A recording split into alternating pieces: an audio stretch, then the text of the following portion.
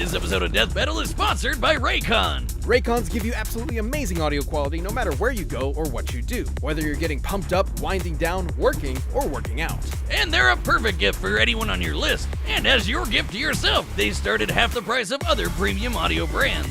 Plus, they're available in 5 stylish colors. And with free shipping and returns, gifting is easier than ever this year with Raycon. There's nothing more soothing than listening to my favorite tunes on some Raycons when I'm out squirrel hunting with my dune buggy. What is wrong with you? Click the link in the description box or go to buyraycon.com/deathbattle and use code HOLIDAY to get 15% off site-wide.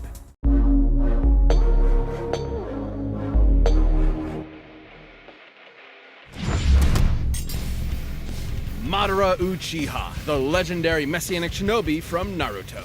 Sosuke Aizen, the Soul Reaper who stood upon the heavens from Bleach. We may dream of glory, but these two have the will to power to take it by force and claim a seat among the gods. They're the biggest, baddest anime bosses around, and not even death can stop them. Ghost versus zombie. Let's go! He's Wiz and I'm Boomstick. And it's our job to analyze their weapons, armor, and skills to find out who would win a death battle.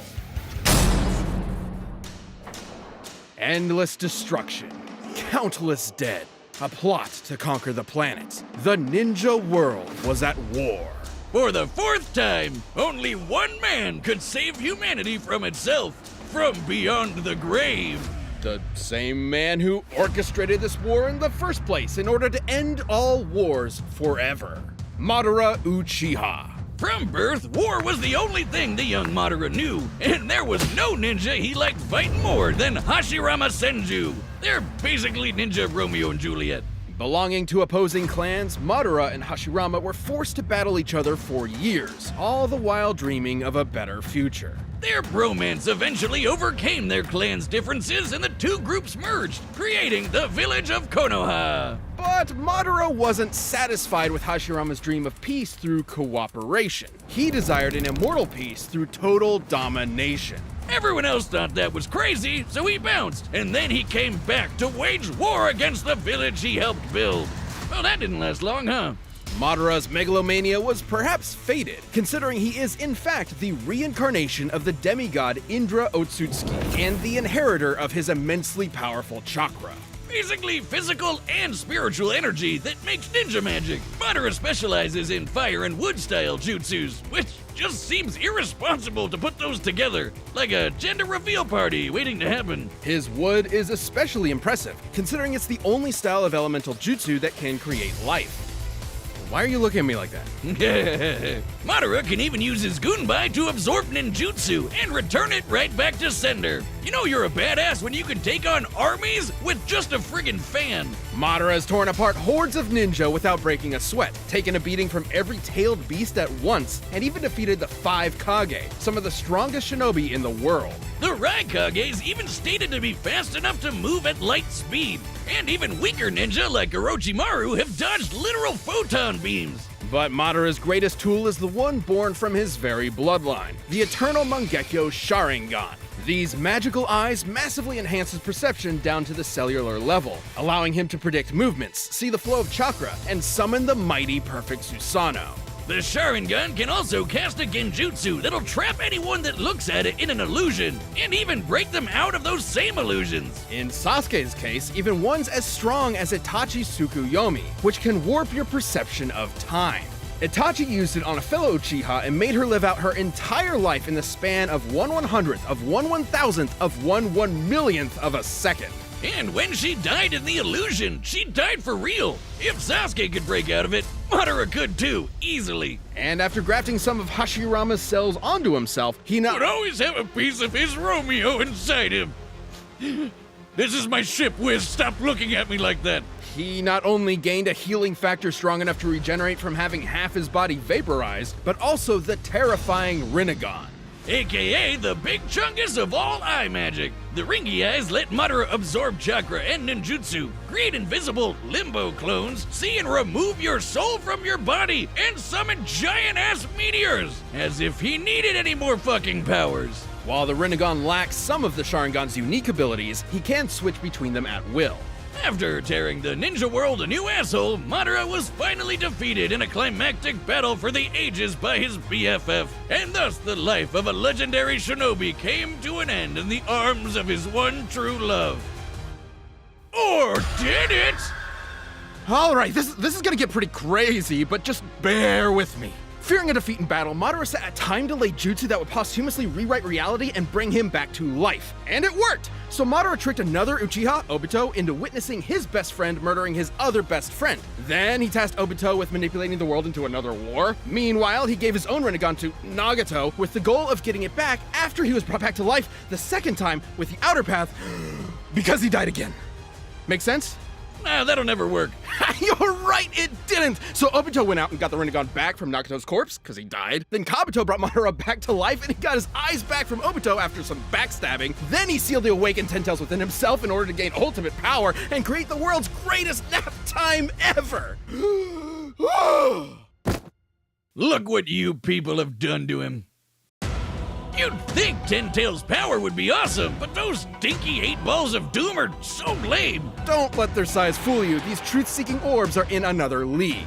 The Ten Tails is strong enough to wipe continents off the map, and the orbs can be shaped into weapons that will completely disintegrate anything they come into contact with. Not even ninja resurrected through Edo Tensei like Minato could regenerate limbs lost to the truth-seeking orbs, which means they had to erase his literal spirit itself. Madara's power was so insane he was considered comparable to the original Sage of Six Paths, the dude who helped create the friggin' moon. And when Madara created meteors, they were large enough to show up against the curvature of the Earth. Measuring their size and estimating the height at which Madara lifted them, they'd have to possess a potential energy of at least 372 petatons of TNT.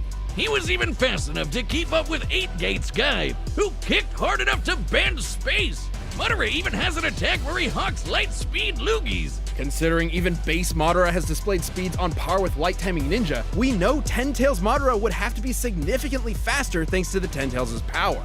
With virtually no one left to oppose him, Madara's plot was finally in the endgame. He awakened the Rin Sharingan, and with the God Tree summoned, he cast the Infinite Tsukuyomi, spreading the tree's roots across the entire planet and capturing every single person in the world. This would enslave all of humanity in an endless dream world, free of conflict forever. Peace through total domination. Manipulating this tree with his chakra would have involved physically spreading its roots through and around the entire Earth in mere moments. Estimating the tree's mass and the speed at which the roots were moved, his chakra must have released an energy exceeding 1 yotaton of TNT. And this was with just one jutsu. Is there a character that could possibly even touch Madara Uchiha? Kishimoto himself didn't even know. Madara's power was so overwhelming, the only thing that could take him down was treachery. Even the man with the magic eyes couldn't see that coming. All that was left was his old friend Hashirama, there to comfort him in his final moments. Just like Romeo and Juliet, for never was there a story of more woe than this of Hashirama and his Madabro. I read it in iambic pentameter. Is there a gas leak in here? Now the real fun begins. The Soul Society was in chaos. One of its leading shinigami was set to be executed under suspicious circumstances. A band of humans from the living world had invaded to save her, and Sosuke Aizen, captain of the 5th Division of the Gotei 13, was dead, murdered. What dastardly mastermind could have been behind all this? He'd have to be a galaxy-brained 5D chess master. The man responsible was, in fact, Sosuke Aizen. Little is known about the man's past, only that he isn't a man, a human man, but a soul reaper. These shinigami are spiritual beings who ferry lost souls to the afterlife and purify those who have turned evil in the living world. They're badass anime wizard Grim Reaper swordsmen. Though Aizen himself was hardly that cool. I mean, just look at those glasses. Dork. But this Clark Kent was harboring a secret. Aizen had spent years attempting to develop the means to ultimate power, ruining the lives of many of his colleagues via his twisted experiments. Oh, so when Aizen does it, he's a supervillain, but when you do it to me, it's shut the hell up, Boomstick. You're under NDA, and I know about the stuff you've done. As a shinigami, Aizen's body is made of reishi, being spirit matter, and empowered by raryoku, being spirit energy. Entities made of reishi are completely invisible to anyone without specific supernatural awareness, though a shinigami's body is still tangible and can be damaged normally. And with his Raryoku energy, Aizen can create incredibly powerful blasts. He's so strong, weaker beings will literally disintegrate if they get too close to him. This is due to his Reiatsu, a localized spiritual pressure exerted as a result of his enormous power. He also knows tons of Kido, or spells. He can create force fields, bend the light around him to make him impossible to detect, fire concentrated bolts of lightning, and absorb the energy from his surroundings to make giant-ass energy dragons. Perhaps his deadliest Kido is Kurohitsugi. After an extensive incantation, Aizen surrounds his target in an enormous black coffin that distorts space and time and tears its victims apart. Aizen's plotting finally came to fruition during the invasion of the Soul Society, where he faked his death using his greatest weapon, his Zanpakuto, Kyoka Suigetsu. A Shinigami Zanpakuto is a magical sword that possesses a sentient spirit. Kyoka Suigetsu gives Aizen complete control over his victim's senses the instant they lay eyes on the sword. This complete hypnosis traps its victims in a nearly perfect illusion that Aizen can manipulate at will, making himself virtually immune to attacks while his opponents are sitting ducks. It's so strong that it kept a group of ex-Soul Reapers known as the Visored trapped for over 100 years without them even knowing it. It's one of the most broken powers ever and the definition of anime bullshit. But it was all worth it when he perfected his ultimate creation, the Hogyoku, an immensely powerful reality-warping device that, quote, materializes the user's wishes. In Aizen's case, it realized his desire to become the strongest being in the universe. With it, he can heal any of his wounds, even when half his body is vaporized. And more importantly, it exponentially increases his power over time through evolution by turning him into a horrifying butterfly monster man. A being eventually strong enough to dethrone and replace the Soul King, the deity that controls the cosmic balance. Even a minor disruption to the Soul King's influence led to the three worlds of Earth, the Soul Society, and Hueco Mundo to start physically collapsing. That it implied that the Soul King has to be outputting enough energy to hold all these places together at all times. Considering each should be roughly the same size, this would require an energy of over 140 zetatons of TNT. Aizen is powerful enough to vaporize mountains as a side effect of a sword swing. His casual energy blasts can disintegrate huge chunks of the earth, and he can take on armies with just his Reiatsu alone. He even defeated the rest of the Gote 13 without so much as breaking a sweat. So he should be way stronger than Soul Society heavy hitters like Kenpachi, who sliced this 120-kilometer wide asteroid to pieces. That's roughly the width of Great Britain. An asteroid of this size would have to carry a kinetic energy of at least 44 petatons of TNT. And Aizen was so badass, he literally transcended other Shinigami in power. He was in a whole other dimension from the rest of them. Until he fought Ichigo Kurosaki. The battle we've all been waiting for. Way before this in the Soul Society arc, Ichigo was already as fast as lightning. And by this point, after all his power boosts, he'd even be faster than light. Hell, even weaker characters like this lady can dodge light beams. Though their fight was epic, Ichigo had transcended the Shinigami as well, and even Aizen himself. Feeding upon his insecurities, the Hogyoku abandoned Aizen, who was quickly defeated and imprisoned within the bottommost level of the Soul Society's prison. Aizen was left alone. His great power he sacrificed so much to achieve was gone forever. Or was it? Somehow he ended up getting even stronger than before. But what made him so strong? Could it be the chair? It's not the chair. It could theoretically be due to the chair's restraints keeping his Reiatsu from properly releasing, building it up within him until he was stronger in base than he was at his previous max. Nah, it's definitely the chair. And, since the chair could still hold him after he got stronger, wouldn't that make it even stronger than him? Even stronger than the Soul King? All hail the mighty Chair-sama, most powerful being in all of Bleach. He even managed to hold his own against the Quincy warlord Yuha, who absorbed the power of the Soul King himself. He even used Kyoka Suigetsu to trick him, and Yuha's a dude who can literally see every possible future all at the same time. All according to Keikaku, bitches! And after standing among the gods themselves, Aizen returned to captivity and pondered the meaning of his existence. Even trapped in a prison, sealed off in a different dimension with a 20,000-year sentence, he remains the most dangerous being in the world. Who knows what schemes are brewing behind those cold, calculating eyes? No compassion, no empathy, only the drive for power. No one has ever stood at the top. Neither you nor me. From now on, I alone will stand at the top.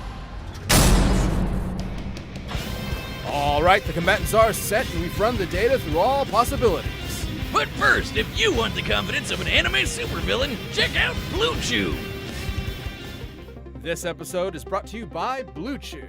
The secret to, well, pretty much anything is confidence. And that's why Blue Chew delivers the same active ingredients as Viagra and Cialis in chewable tablet form right to your door. Yep, and did we mention you get Blue Chew's tablets at a fraction of the cost of those other guys? Getting ready to go is simple. Just sign up at BlueChew.com, consult with one of their licensed medical providers, and once you're approved, you'll receive your prescription within days. Plus, it's all done online, which means no more awkward conversations with your doctor or waiting in line at the pharmacy. And you can take Blue Chew anytime, day or night, so you can plan ahead or be ready whenever. So if you could benefit from extra confidence when it's time to perform, Blue Chew can help. And we've got a special deal for you. Try Blue Chew free when you use our promo code BATTLE at checkout. Just pay $5 shipping. That's BlueChew.com, promo code BATTLE to receive your first month free. Visit BlueChew.com for more details and important safety information. Thanks Blue Chew for sponsoring the show. But right now, it's time for a death battle!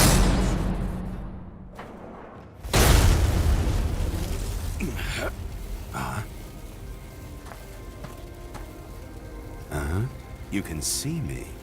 I can see everything.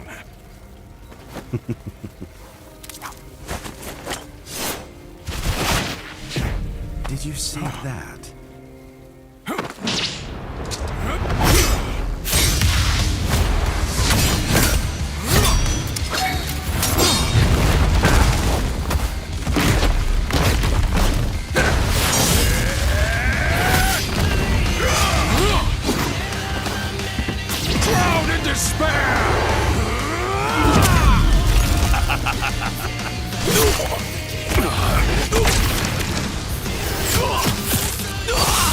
I would expect nothing more from a human.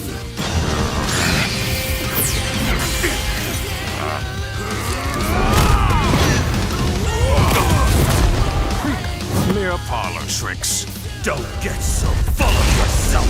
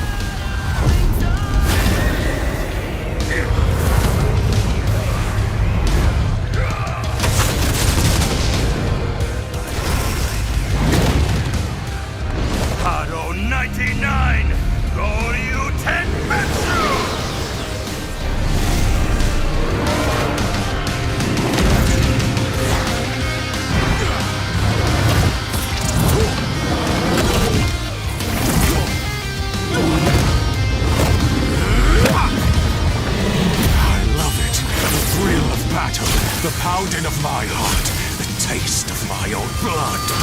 I love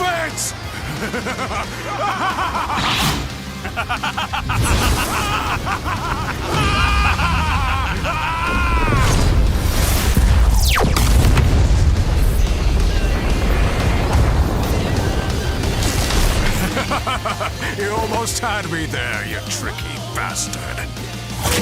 Nothing escapes my illusions, human. Know your place.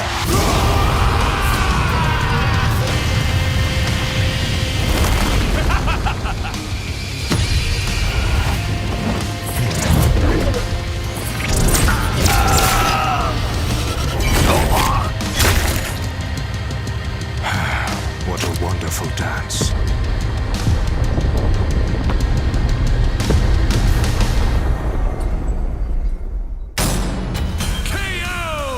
Of course Madara won! He fake died twice for his 5D chess plan, while Aizen only fake died once. Aizen and Madara were extremely evenly matched in raw power and speed.